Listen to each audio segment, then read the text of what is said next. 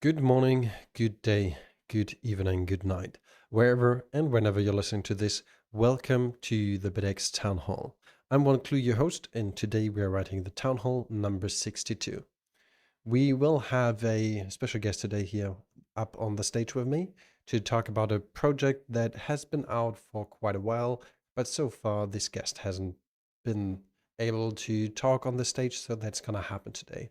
Apart from that, we also want to take a glimpse look on what has happened over the past 6 weeks, what's currently ongoing in the Bitaxe ecosystem, and maybe a potential future lookout for new things that already have been introduced or will be introduced very shortly.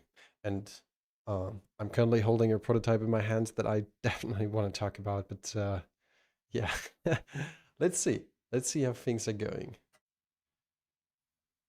Good. So first things first, what has happened recently? I mean, you probably have noticed it that the software updates for your Bitaxes are a little bit, um, yeah, let's say they take the time to create to the best version of themselves, I'd say, because we're really trying to take the time to look into everything what we do there and to just proofread what is going on in all of the code changes that are happening. We also recently just figured out that we have had a couple of AI bots trying to fix open issues that are like years ago that are just there for the curiosity of things. And yeah, it was kind of a little bit messy, but we quickly figured that out. So yeah, that's not a big thing. Another cool thing that is currently happening, which we will move to, is that there are new devices upcoming. For example, the Gamma Hex, which has already been sold, but it's currently not in the master branch of esp-miner. But we will have more devices with way more hash rate than what you currently have, like the Bitaxe with a single chip, the Duo with a dual chip version. There are also all of the NerdQX lineups out there, which is all great. But we also heard over the past 3 years, obviously, that this community exists, that people are desperate in need for miners and machines with way more hash rate. So that is finally taking on again. We had this previously with the hacks, but the problem with the hacks was that, well, it never really took off, and therefore it hasn't been produced that massively, I'd say. I mean, there could be many reasons why manufacturers didn't pick up on that, but well, it is what it is, and we do see now bigger things ongoing with the Gamma hacks, as the Beam 1370 is still the latest version. We do know that the 7030, the 1773 chip is there, but well, it's not broadly available. That's one thing. So there are a couple of prototypes ongoing and other things with the news chip from the Bitmain lineup. But well, the S23 hasn't been officially released, and the availability of these chips is either sketchy or just through some, yeah, weird selling stuff ongoing. So I don't know what's the timeline on that, but I do expect that, as we have seen, there is a Nordic Gaia now outcoming from Bitmaker, that there will also be a BitX version of the news chip, more or less, probably by the end of the year. I don't know. It really depends on when will Bitmain be able to push out these devices massively, and then it can be easily just reproduced also on the BitX front and integrated there. All right, let me see. I'm trying to contact my guest here, but he's not answering. All right. Apart from that, yeah, Comex is writing in the chat that the S23 has started to be shipped in the US. Well, that's interesting. But I mean, I I'm kind of curious about like how many are going to be available there. Is it just for like the big entities with thousands of these on order? Who knows? I mean, that's more or less speculative, but yeah, well, we'll see. Good, let me see here if that works. We will also dive a little bit into current changes that we do see with esp-miner. One of the things that we have anticipated for a really long time is like a little bit more of a real-time system. So you will see some changes with the next version, some really cool changes, I do believe. But obviously, you should make your own opinion about this, and let's see how this goes.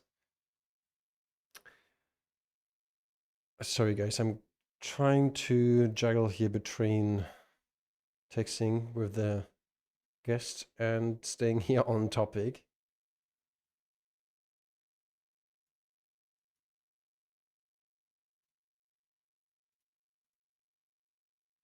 Here we go. Now this should work. Hello. Hey guys, can you hear me? Yes, we can hear you loud and clear. At least I can. So, Easy. a little bit of a delay here, it's fine, but I quickly needed to say a couple of things. So, we brought, or you are here, Gio.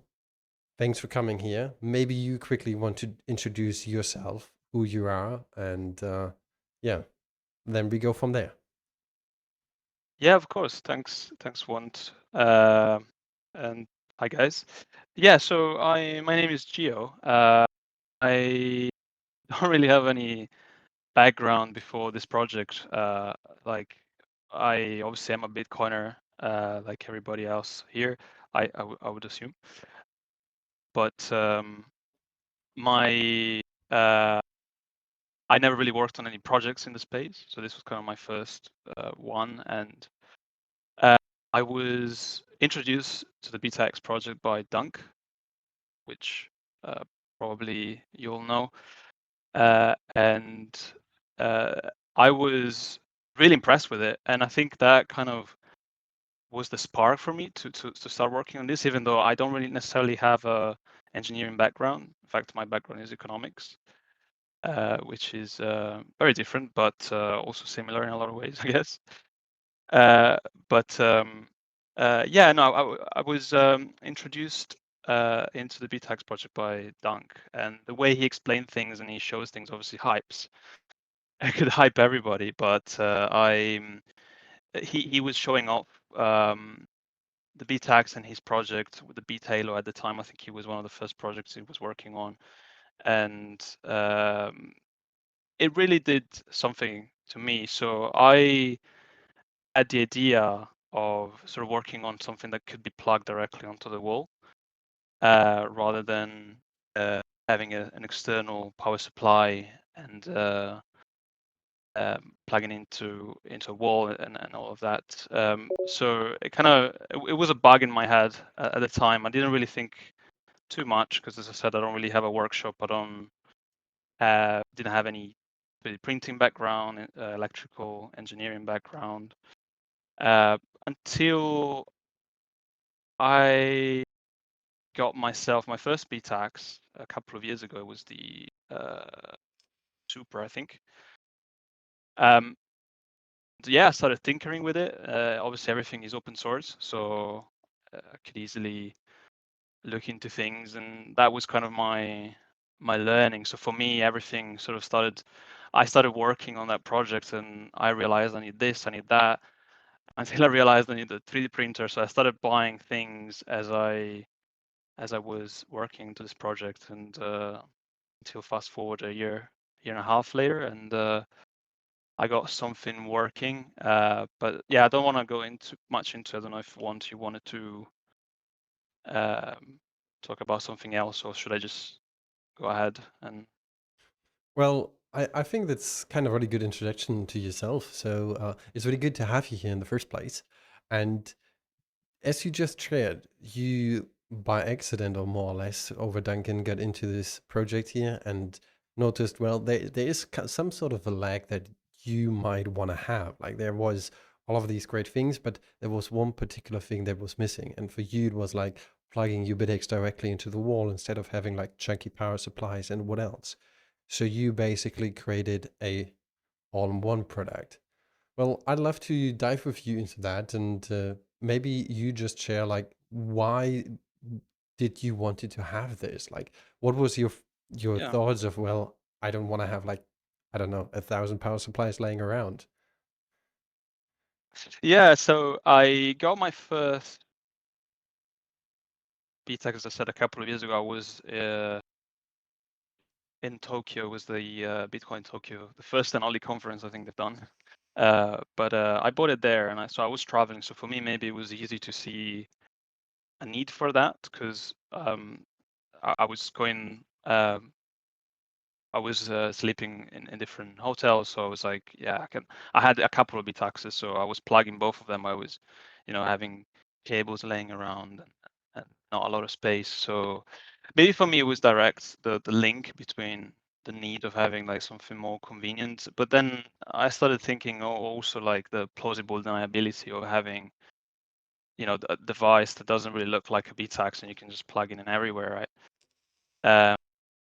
And for example, I've got mine is permanently plugged into the office. No one has really questioned it so far. But also, I more recently I've added like a USB-C port, so you can kind of charge your device and your phone, and and again it could be some sort of plausible deniability there. Yeah, it's just a charger. It's a bit kind of big, but again, like it's not something that a lot of people would question, I guess.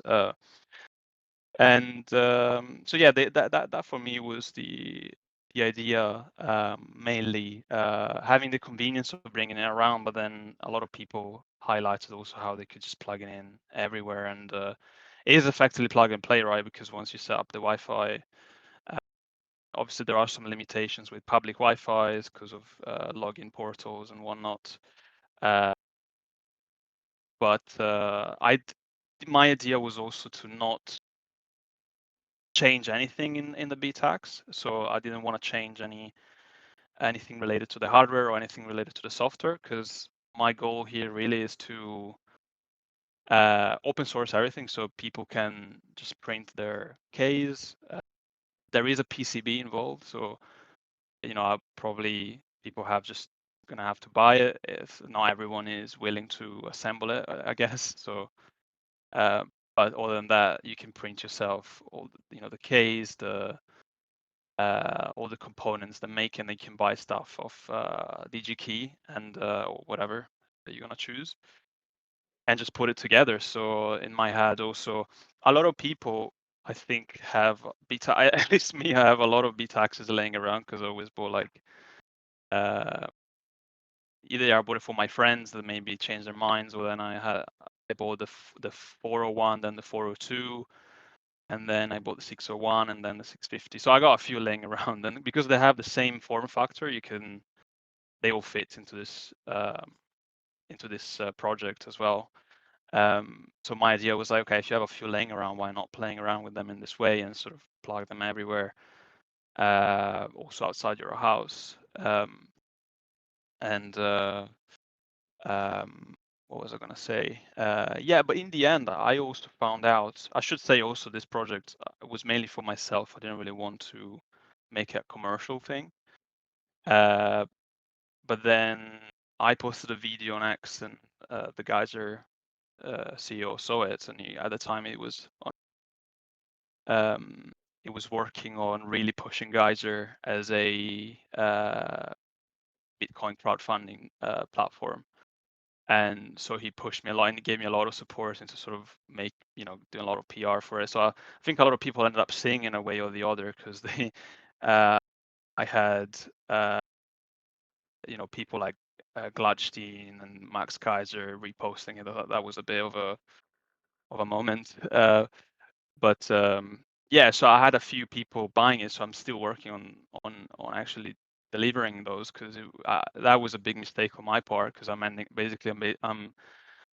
soldering SMD components and crimping cables. There's a massive hurdle for me, because basically I'm working from my bedroom. But again, like I closed the order at some point because I didn't want to do this as a as a commercial thing, because that also will come with implications, because it is still something that you plug into the wall, right? So Yeah, well, so speaking far so about good. certifications, probably, and all of the regulations that you would need to comply with, etc. Right? Yeah, correct. And it is possible. Like I looked into this stuff, and it's not difficult. As in probably because it is 3D printed, although it's a very good print. I really made the point that I didn't want this to look 3D printed.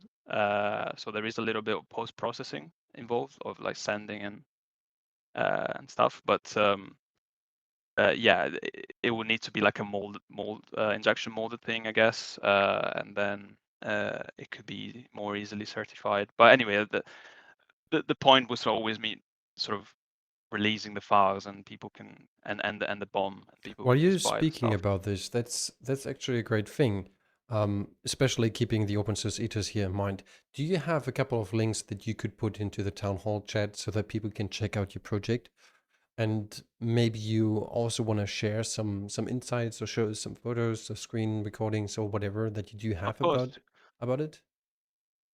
Yeah, not yet. Unfortunately, I haven't released anything public because it's not. Let me just pull up maybe. I mean, I can show you the. I have a few pictures, and then I can maybe show you the schematics if people are interested of the PCB, which is a fork. Effectively, it is a fork of the BTalo. Although there's with time kind of became its own thing because I only kept the LEDs, but then the code had to be So it changed does completely have because it also LEDs and therefore it's like 30% faster because of the LEDs, right? yes, it is at least a terahash more at least. Yes. Uh, and, yeah, let me just. I mean, yeah, the LEDs have been a little bit frowned upon by people because again, like with time, I realized how people were more going for that low key plausible deniability thing. They were just plugging Yeah, it probably a around. little bit of stealthy, just plugging it somewhere in and nobody cares. Yeah, exactly. So I mean, you can turn them off, and you don't really see there are any LEDs, but uh, it also comes with a remote. I don't know if anyone has seen the. Well, obviously you once you would have seen the BeatForge, uh, but that the version that Dunk has made with the LEDs. I think it's called. What's the name of it? It's The the Bitforge Ghost Edition. Ghost Edition. Yes, thanks.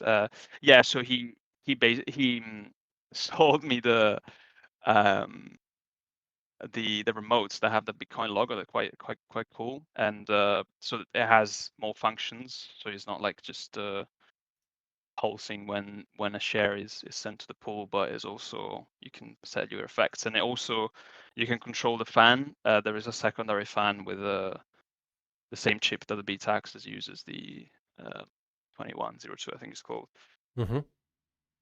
That you change the speed of the internal fan because it's quite crammed inside there. So there's a let me show you because I'm talking about this stuff, but maybe some people haven't really seen it. So I'm like, Yeah, that would be great. So if you want to do some screen recording or whatever, you can just do that and show us a little bit around in your project. Here yeah, we I go. think I'm Let's sharing see. now. Yeah, here we go. I do see it. Cool. So yeah, that's the very first prototype came from JLC But PCB. wait, before we go into that, I mean, we already do Yeah, see it, but what's the name of this project? WallAxe. WallAxe. That's great. Very low effort, very low effort name. Nonetheless, I think it kind of made sense. And yeah, so that's the very first prototype of the PCB. At this point, it was very basic. But yeah, as you can see, there is a fan in between, so it's sort of like a sandwich between that and the Bitaxe. So that is. Let me see if I have. Yeah. So this is basically the final version. So Mm-hmm. it is kind of low key, I guess. You can turn off the LCD. It does that thing, but you can turn off the LEDs. So at that point, it's basically doing the same stuff that the BitHalo is doing. Mm-hmm. So it does that at the boot, and then it Yeah. pulses when there's a share. Um, and then yeah, and then also I can sort of like that was a US plug there. but that's a UK plug. So the point for me, and that's a EU plug.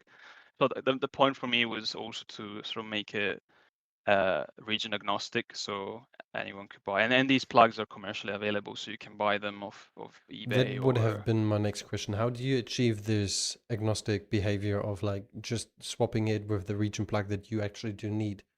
Are you using some standard system that can be exchanged? Correct. Yeah. So it's that's the model there. So these plugs are commercially available. I can't remember the brand, but I think it's CUI. They think they're a very big, large manufacturer of PSUs, and they sell blades separately. They have all the CAD models online. Although I think they changed name now, and they kind of removed a lot of those, but I managed to snag them before they removed them. So basically, once you have the 3D models, you can just make a mold with Fusion 360. It took a little bit to sort of get it for 3D printing tolerance and whatnot, but you can basically buy any of these blades, so the US version or the EU version, and they just slide in.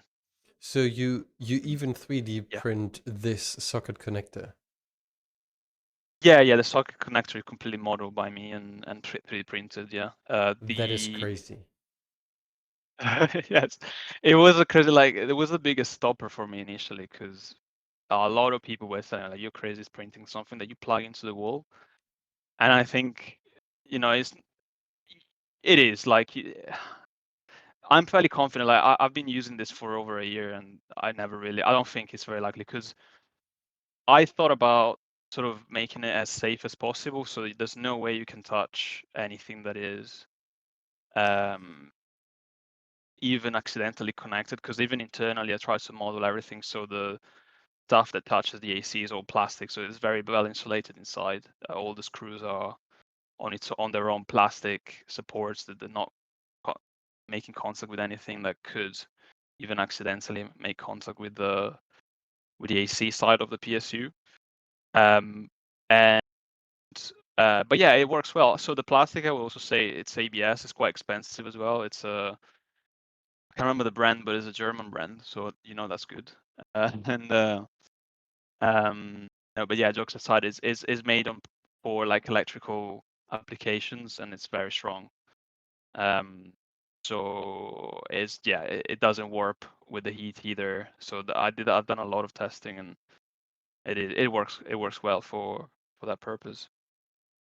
But yeah, so this is an accidental half printed case, so you can see what's inside, because the printer stopped working. So I thought, okay, So the just use it PSU for. that you're putting into to convert the AC into DC for the Bitaxe there, is Yes, this something off the shelf? Probably, as you said, like you can just put everything together yourself. correct. So you have not designed the PSU on your own. Oh no, that would be crazy. No, it was a new thing for me, but yeah, you can buy a naked PSU. I think, well, I bought this from DigiKey, and funny enough, like the story behind this is because I had no idea you could buy it, and I was in London. There was a conference called Hardware Pioneers. I think they do it like, well, anyway, I went there just to, again, like this stuff was all new for me, so I was studying a lot and sort of going around places to learn a bit more. This brand was there, and I thought I saw them, and I was, oh shit, yeah, there's a 5-volt, 8 amps, it's perfect. So I just got a sample there and started tinkering around it. What's And the name of the brand? uh, let me find it. Hang on. Uh, I got it here. That's cool. XP Power. XB Power. All right. But you can, I mean, there's a lot of brands. I think even eBay sells them. Mm-hmm. The only thing is, yeah, this is very good because it has connectors. So for me, again, it was a matter of like making it plug and play for any sort of abilities. didn't want this to have any sort of soldering involved or any. So everything, if you, unless you decide you want to assemble the PCB yourself, you can pretty much plug in everything. And if you have a Bitaxe already, that is. And so so that's how it works. Ideally, I mean, if you want to save money, you could also break open one of those commercially available wall PSUs and just use that. But I would assume you would have to do a little bit of soldering there. But yeah, so that's the latest thing I've added. So the USB-C, you just charge your phone. Again, not the most common USB-C charger, but I thought that would be cool thing to add. I'm currently taking a look on their website, and they do have power supplies for basically everything. That's insane. Yeah, they were selling a lot of medical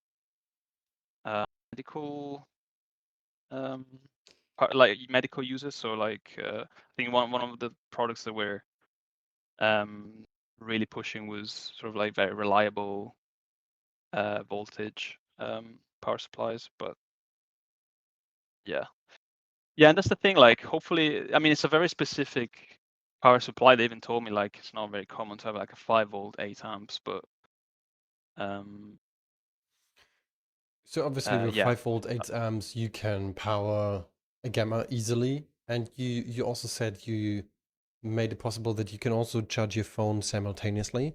How's that gonna work? Do you have another PCB that you designed and just plugged in between there like a sandwich? Yeah, no, it is this one. This is an early version, so there's more stuff now, but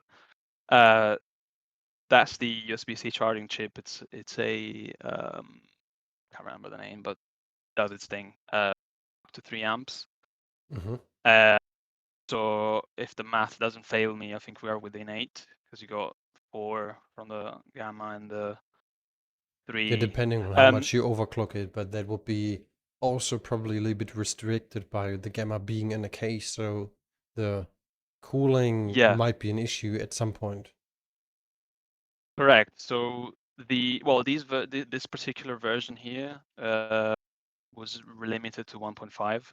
So you can set how much you advertise into this chip from this chip. And initially I was in a 1.5 because the traces of this PCB were pretty bad, and also the pins were not adequate for because you had to push. Well, I mean, I'm not going to go into too much details, but I was getting a huge voltage drop. So 1.5 was fine, but now I got a more recent version that came back a month ago, my latest design, and you can push 3 amps. Obviously, if you overclock, probably it's not recommended to charge your phone while you overclock, but I guess it's very edge case. Like you wouldn't. Why would you do that? But yeah, in terms of I think you mentioned heat, and that was definitely. I don't know if I have. Yeah, these are. Um, these are the only people. But I can share another window in a second. But yeah, there is a fan in the middle, and that I think solved a lot because the voltage regulator was getting very toasty, above 70. And by reflection, also the whole PCB was getting a little bit toasty. But this one can dissipate a lot of that, and I got it down to with the default level, with default voltage and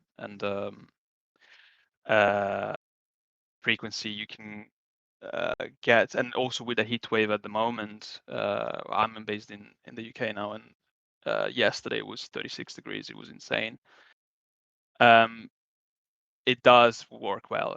The main fan works at 50% with the default values. So you could, if you wanted, push a little bit more, and the voltage regulator stays around 65 degrees, which I think is a good point. Yeah, I wanted to share another window if I can.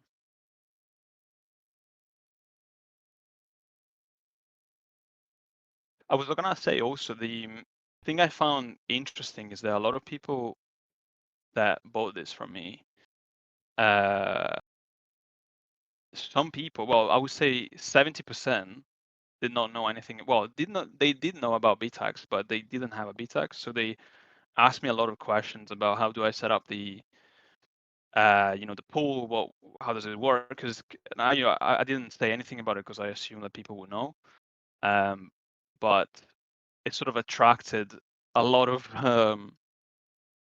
people that didn't have any experience with home mining, which I thought was interesting because I was mainly assuming that this would appeal to people that already had a BTAX. Because I really Well, didn't want to assemble these. It takes a long time. So I was like, yeah, I just want to sell you the material and then you assemble it yourself. But well, literally no probably one did the that. appealing factor of just having something that you can do some lottery mining, which the Bitaxe project is most appealing to the people, and just plug it Yeah. into the wall and it somehow magically works and you have this magic internet money is really appealing, especially to new people. I think that's quite common, and we do have this from time to time, even people jumping in here on this Discord and are just asking us, hey, how can I make the most amount of money? Which is then turning into quite an interesting conversation, probably for them to get them back on their feet. But I'd say that it's not that uncommon that people that have never heard about the Bitaxe project see this now from you for the first time. I think that's really Mm. cool. Yeah. Yeah. No, thanks. Appreciate it. And yeah, it's a lot of people just saw that for the first time, I guess, because it was also a different channel, like Geyser. I don't know who hangs around that platform, but it wasn't really the same people that I see on X, or at least on my. Well, it was to some extent, but there's a lot of like really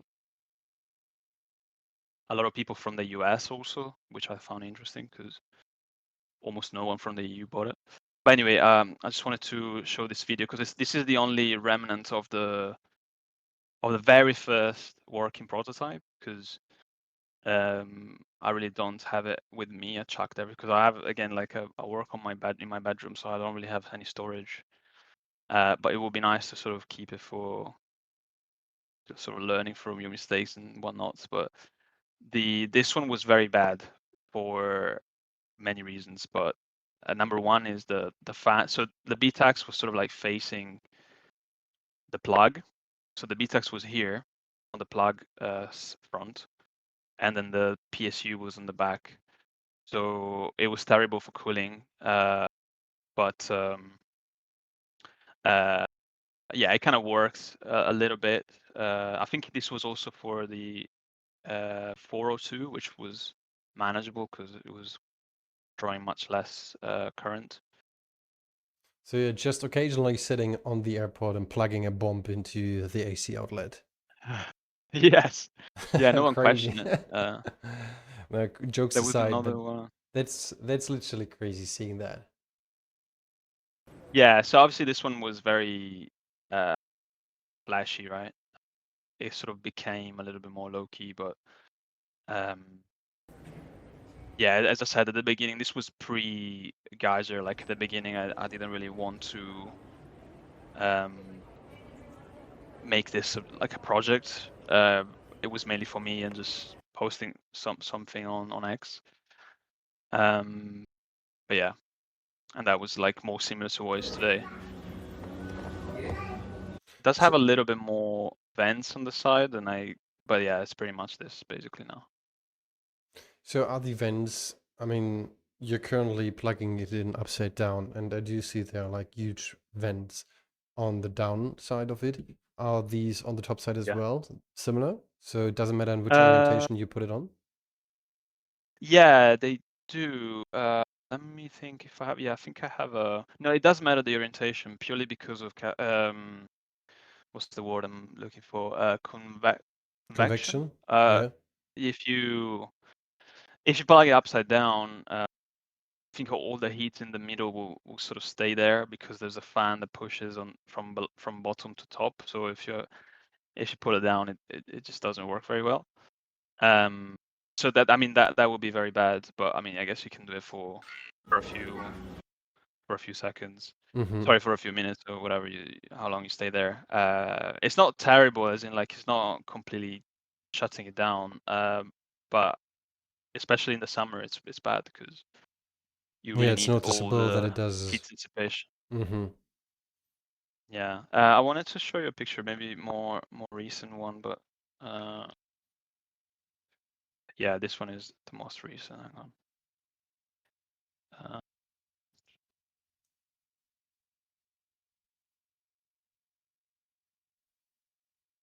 yeah, so this one here. So it's a bit more, it's a bit smaller on top because by virtue of that being the screen and in this area here you have the PSU. You can't really open a bigger hole because, Yeah. but you don't really need to either because I mean the PSU it's happy as long as it stay within 60 degrees.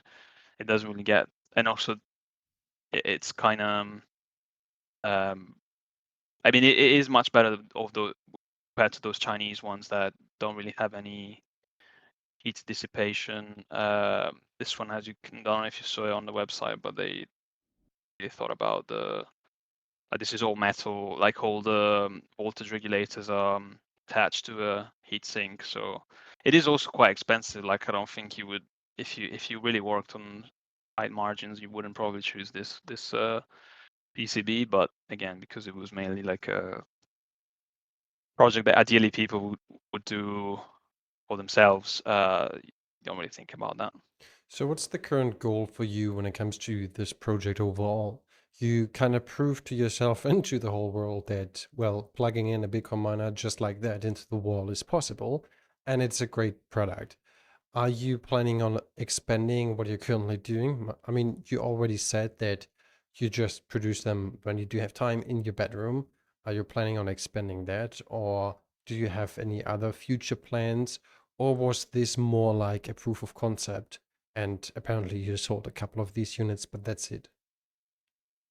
Yeah, so I was encouraged to, and I think there is it's a possible, but like I never thought to touch the bit. So again, like the reason why this project started is because I wanted people to uh, do it on their own and sort of use it as an educational project slash DIY thing. But and because of that, there's a lot of limitations because you can't, even the heat dissipation, you're limited with the heat dissipation solutions like the heat sink. And I don't know if I have a picture here, but um, one of the biggest challenges of this project was to sort of keep it within reasonable size, because the heat sink there, I don't know if probably you might have noticed, it's pure copper and is half the size, probably 1/3 of the size of what normally ships with a gamma. And the fan also is a 10 millimeters, not 20 millimeters. So, and it has the same sort of cooling performance of one of those big fans and big big aluminum or aluminium heat sinks. So this one is Um, custom made or no, it's, you can find it on AliExpress. I bought okay. mine there. The only thing that it needed was sanding. That's another thing that I hate, but the surface is very rough when it comes. So I sort of not polish sanding it, but you have to smooth it out a little bit. And yeah, it's very painful because I don't have any sort of tool, so I have to buy 4 or 5 different grits and go through the whole process. But anyway, um, so that's why, I mean this is a 40 by 40 by 10 heatsink, Mm-hmm. and I was lucky that I found it. And I think uh, well, they're not uncommon. Like you can find them, but they go out of stock quite often. I don't think it's a reliable dependency to have. Like I wouldn't rely on AliExpress or Chinese suppliers because yeah, unless you have big volumes, they wouldn't make a new batch for you and whatnot. So the solution, I think, would be to sort of work on a miner from scratch, taking a lot of the Bitaxe from the Bitaxe, obviously, at least for my abilities, but working on a form factor on a PCB that actually works with with something that makes sense to plug on the wall, with a shape that makes sense to plug on the wall, and sort of maybe try and reduce size as much as I can. Also make a heatsink socket that, and I need to work that out, but the idea would be to sort of have a commercially available form factor, like something for like motherboards maybe. So then you can really go create. Like maybe you can even get a laptop.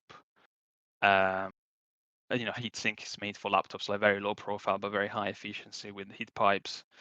So that is my plan. Like, it's trying to work on something that makes more sense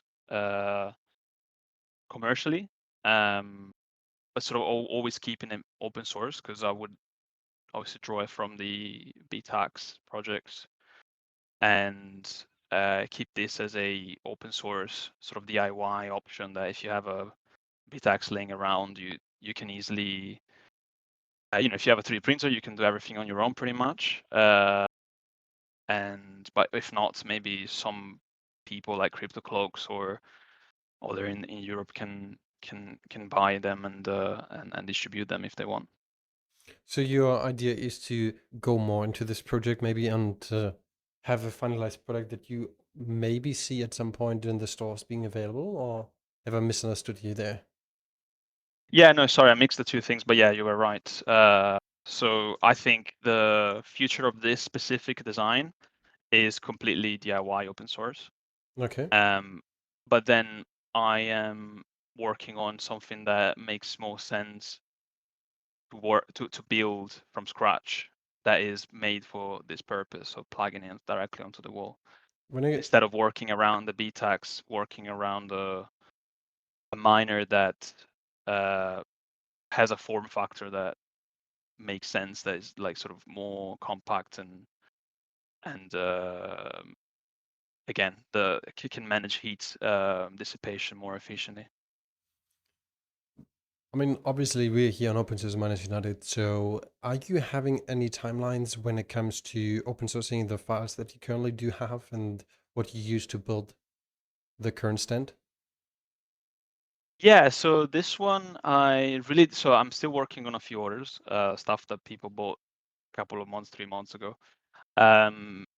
But my plan was I didn't have time to tidy things up and make them like in a, because there's a lot of things that also the biggest problem I have is the project is an easy EDA, and I Mm-hmm. really wanted to make it on KiCad purely because um, easy EDA is very difficult to work with. I started to work with it because it's the first thing I've opened, and unfortunately I learned with that.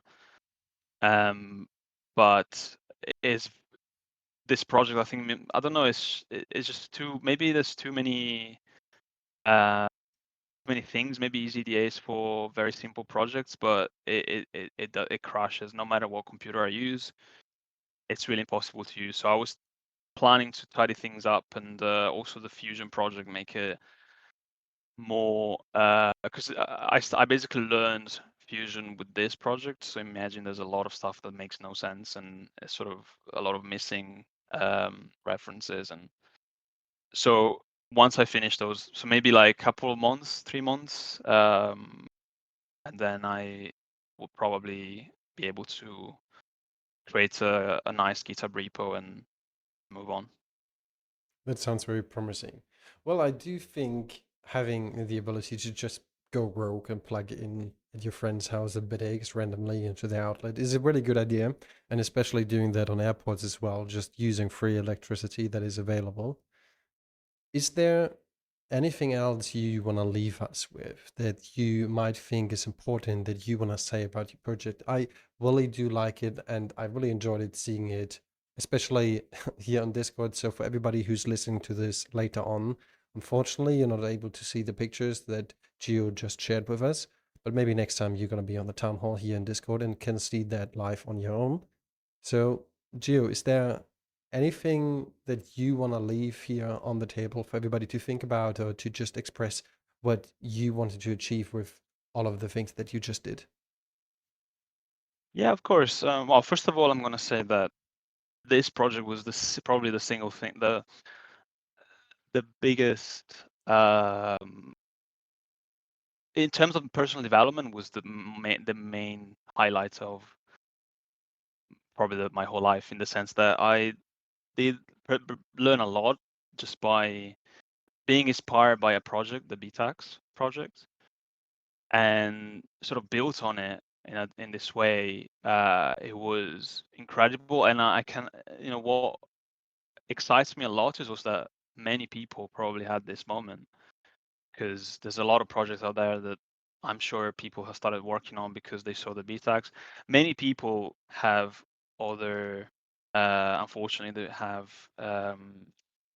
they don't have open source in their mind necessarily, and they have maybe this moment, they are very inspired, but then they keep sort of everything for them, and that's fine, I guess. Not here to judge, but for me, I think it was an incredible experience because, as I said, I had to learn all this stuff, and it's invaluable skills to have, understanding how electronics works, how 3D prints or 3D modeling, and um, uh,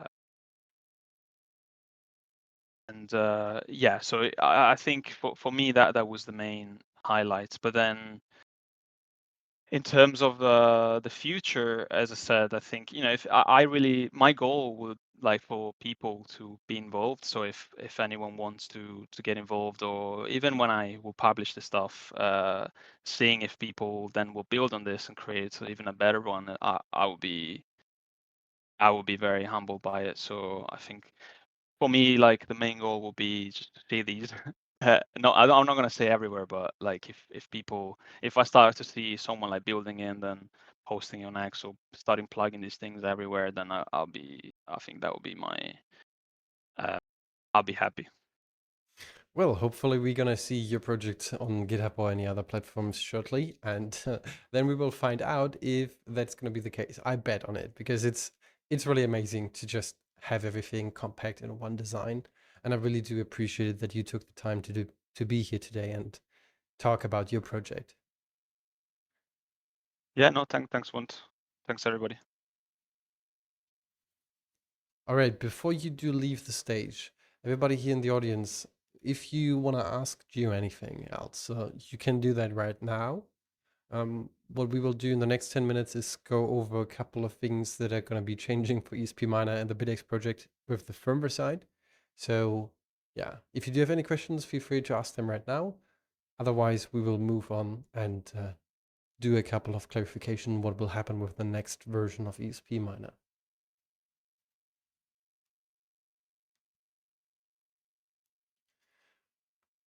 All right.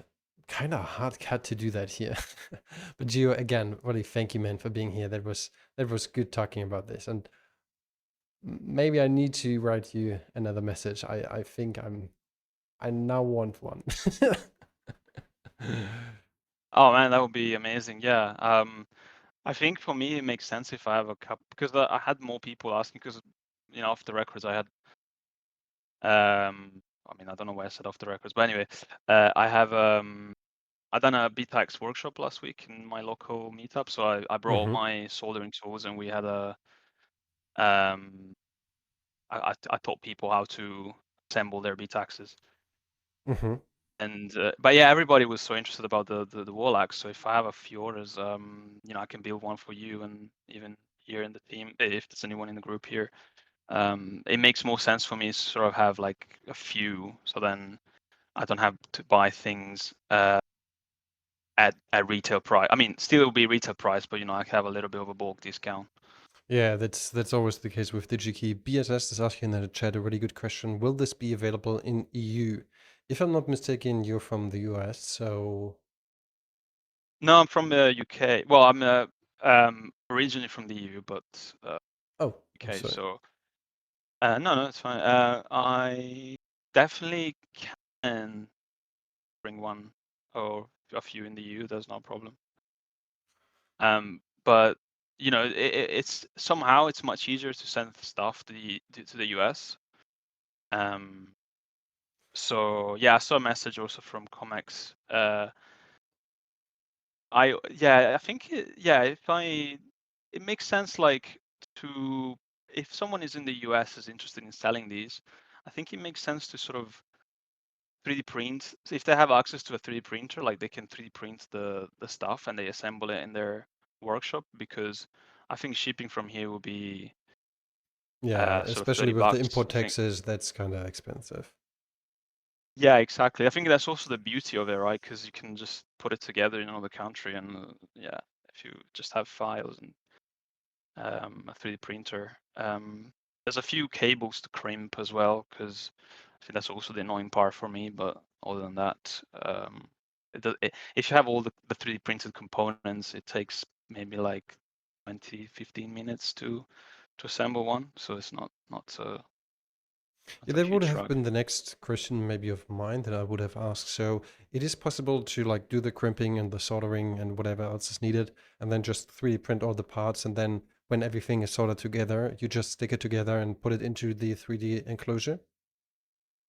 Yeah, correct, exactly. So yeah, I mean the crimping, I know that it's trivial if you have the machines that do them. I Yeah. think it's not hard to find someone that has locally a crimping machine, or I know even Chinese manufacturers, they can crimp cables for you if you tell them which connectors and which sizes, etc.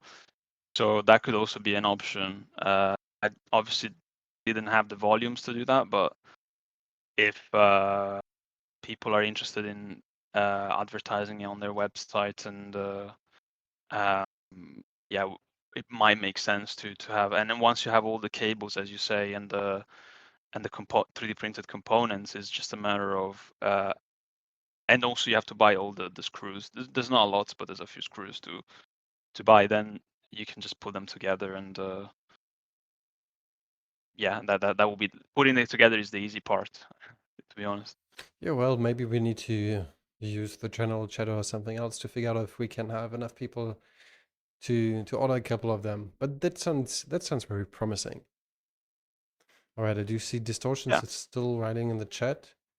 I'm quickly gonna wait for him to finish writing there, and then we will take a look on a couple of the features that you will see on the next update.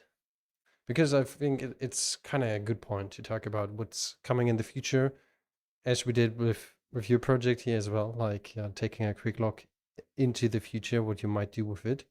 And I'm really hoping to see more people engage with other projects there as well. Pocket typo. It's okay, Distortions, thanks. All right, again, thank you, Gio, for being here. And yeah, we will quickly talk about a couple of changes that will come for the next esp-miner version. And then that's it for today. thanks everyone. Thanks once. Really appreciate it. All right, so I'm going to quickly talk about a couple of things that I think are necessary to know about the next version. There are way more things than what I could explain now in like 10 minutes. But one of the things that was bugging me lately is I was playing around a little bit more with my solar setup. And I ran into an issue with my 12-volt system. So I do run a couple of Bitaxe cameras directly off of my 12-volt inverter. And I noticed that we misconfigured the 12-volt line. Well, not really misconfigured, but we haven't really thought about the possibility that someone is as crazy as I am and is just plugging straight their Bitaxe into the battery and trying to run it off of that. Well, I did it, and I figured out after like 2 or 3 days and resetting my Bitaxe multiple times that the only issue that was there is that the TPS was not well configured for the lows and the highs of a battery, like 14.2 volts as fully charged and 11 point something volts as discharged. So that has been adjusted. So if you're planning on running your Bitaxe on the battery or a 12-volt solar system in the future, you will be able to do that in the next release. As well as it might not be that important to most of you guys, but when it comes to the front end, so the web UI that you do see, we have done a ton of changes, especially changes in how we do things in the back, that we now moved from Prime NG, which is like a framework, or let's say yeah, a sort of way on how you can put in colors and everything else and formatting into your front end to another stack. And the reason being is Prime and G lately thought, well, we don't like open source anymore, so we go closed source. And we said, fuck you, we're gonna switch over, and we did that, which is really great, as well as we are on board with updating the front end to be on the latest standard, etc., which is also really good. Comex is asking in the chat, what about the prototype you said you had? Yeah, well, I do hold a prototype in my hand. Ironically, I called it Bitaxe Mini, and I had it on the OSMU wiki, but we decided to take it off there for the reason being that it's not yet on GitHub. I mean, technically it is on GitHub, but as I multiple times stated, I like to keep projects on the private section on GitHub until I have a working prototype. And the last thing I need to do with this one here is to solder on the ASICs and test if these ones are working as well. Because I was doing some testing with it, it's gonna have 4 chips on it, and it's gonna have Ethernet on it. It's gonna have a ton of things on it. So yeah, I need to test a couple more things, and especially the ASICs. But after that, if this first prototype is working to my liking, then you will see a full version of the Bitaxe very soon as well. So yeah, that's the part about the prototype. I don't like to talk too much about it, as I stated, it's not yet out there, but hopefully if I do have enough time in the next couple of weeks, it will be quick. Also, when it comes to the next version, one thing that people were maybe not liking that much about Bitaxe compared to like other firmwares that are out there for your mining equipment is that you only had the options of having like 2 pools. Well, you could have a primary pool, which your Bitaxe firstly tries to connect to, and then you have a fallback pool that if your primary pool goes down, you can always fall back to this one. The problem with that is, well, you would have been limited to only 2. And I'd like to call it very unlikely, but it could happen that your primary pool is going down and your secondary pool as well. So what's then? Then your Bitaxe would be stuck in a loop, it would power down and just sit there and idle until something happens. So with the next release, you're gonna have the option to add in as many pools as you like. So that's hopefully something that people will like, as well as we do have a new way of how we do distribute and give you the option on how you can install the firmware. Currently, most of the people of you that are in here and listening to this multiple times, or maybe even for the first time, but have been in this space for a long time, you know, if you have a Bitaxe and you want to update it, you need to download a www.bin file and an esp-miner bin file. That will change with the next release. We will move over to unified firmware, so it means one file for everything. It's going to be a really, really great thing for the people, especially when it comes to the, I'd say, to how you feel of updating a device, because sometimes it might be a little bit buggy. I mean, in the end, it's just 2 files that you need to download and click on installing, but it's going to be better for people to have one. And the main concern that we had, that for such a long time we didn't move over to unified firmware, was that we have projects such as Xwell, which is a different design for the web interface of your Bitaxe, that we would kill them with doing such a thing. But Mutatrium, as great as he is, figured out a way on how we can do it without that. So if you design your own front end, you can still do it and ingest it into the Bitaxe, so it still does work, which is lovely to see. Also, another great thing here to know is that there will be options for multiple ways of how you do set up your Bitaxe, and onboarding people to it will be hopefully greater in the future. I mean, there, as I said earlier, there are way more things ongoing with the next release, but we try to be as slow as possible in a meaningful way, as such as that we make sure that everything that we do is well tested and does work really well. I mean, it will be the case, as it has been always, that people on Reddit or X will start screaming after the update and say the Bitaxe is now dead. That's the usual thing, but usually that comes down to either a user error or something else, which will be resolved hopefully really quickly. So let's see how this goes. I'm really stoked. I'm really glad that we had our guest Gio here today. And let's see how things are going in the future. And I do hope that less people will fuck up their updating cycle, as BSS is writing in the chat. That's a nice feature for the firmware, no more confusions. Yes, I think we needed to learn it the hard way that not everybody is as nerdy as we developers are. So it's good to get some feedback, and it's good to have so many people involved in it, and yeah, just sharing what they're thinking and what their experience is. And sometimes it might take a little bit longer, but we will get there eventually. And this is the great part about open source, that everybody can tune into it and just change and share with other people what they do like. So with that being said, I thank everybody for tuning in here, and I thank everybody who's listening to this later on. Let me quickly see.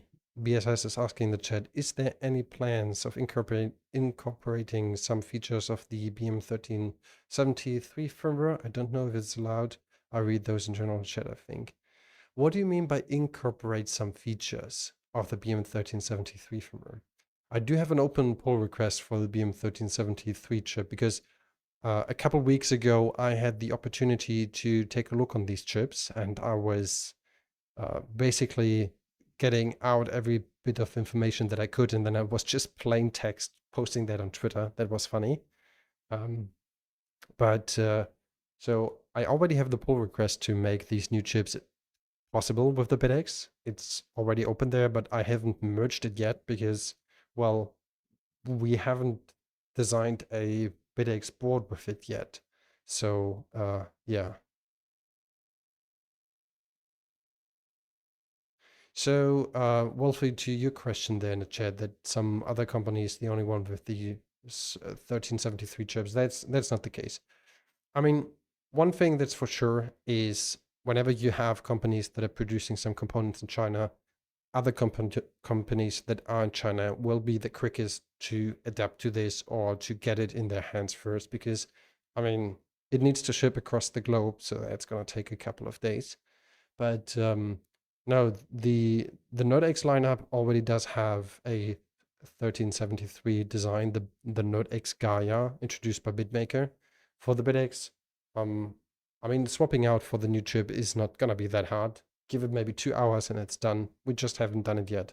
I was just taking a look on the software side. I was figuring out the bits and pieces on how we can communicate with the ASIC chips. We figured out all of that. So now it just comes down to, well, when is the new chip going to be available? And when are we deciding to merge that? Probably when I do have a prototype in my hand that I can see that my code is running on good. So yeah, give it a couple more weeks and then we will see that as well. So probably I mean, we're now pushing for 2.15. Probably we will see this in 2.16. And also internally from the maintainers that we do have, we kind of agreed on that with new hardware things ongoing, that we do understand that sometimes manufacturers just build new things and kind of open up PRs, but then they produce too many of them and they're already selling. So it's sometimes a little bit weird, but I mean, in the end, it's kind of fine. And for the maintainers, we need things to prove it. So just plainly merging things could be done, but we prefer to just stick together there and have multiple people reference the things and maybe clean up some code or do other things, which is good. So things are going on and things are moving forward. So nothing is stopping us there, I do believe. And let me quickly read this here. Yeah, Wolfie, I was expecting such a thing because, well, I mean, it's, as I stated earlier, it's kind of a thing for Western or European or even any other country outside of China to receive components quickly, and then the marketing tactics and everything else varies also very greatly, I'd say, depending on the region you're in. So if you take a look on, I don't know, some advertisement that you do see in Germany, it's completely different on how it would look like in the Netherlands or even in the US. Or maybe by law, some things are prohibited in China and other things are not prohibited in, I don't know, Spain. So there are multiple factors that are coming into this, and usually companies have an issue with admitting that they copied another product, and then they have a big issue with telling people that. So I'm not wondering that this was not the case, that you didn't receive any information from them. But well, it is what it is. So with that, I do hope you guys enjoyed today's town hall. I was really enjoying it, and I do hope to see you again in 1 week, because this one here was kind of a special one, and the next usual town hall will happen next Saturday. So till then, stay humble, keep hashing, and see you soon again.